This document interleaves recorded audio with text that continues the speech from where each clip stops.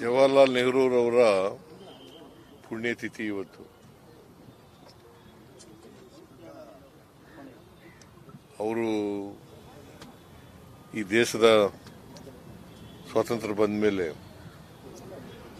ಮೊದಲನೇ ಪ್ರಧಾನಿಯಾಗಿದ್ದರು. ಸುಮಾರು 17 ವರ್ಷಗಳ ಕಾಲ ಈ ದೇಶದ ಪ್ರಧಾನಮಂತ್ರಿಯಾಗಿ ಈ ದೇಶದ ಜನರ ಸೇವೆಯನ್ನ ಮಾಡಿದ್ದಾರೆ. ಅವರು 1964ನೇ ಇಸ್ವಿನಲ್ಲಿ ಮೇ ತಿಂಗಳಲ್ಲಿ ನಿಧನರಾದರು.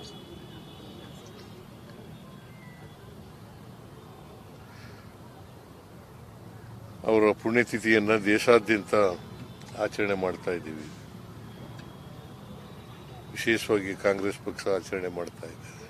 ಮತ್ತೆ ನಮ್ಮ ಸರ್ಕಾರನೂ ಕೂಡ ಅವರಿಗೆ ಗೌರವ ಸಲ್ಲಿಸ್ತಕ್ಕಂಥ ಕೆಲಸವನ್ನ ಮಾಡ್ತಾ ಇದೆ. ಆಧುನಿಕ ಭಾರತದ ನಿರ್ಮಾಣದಲ್ಲಿ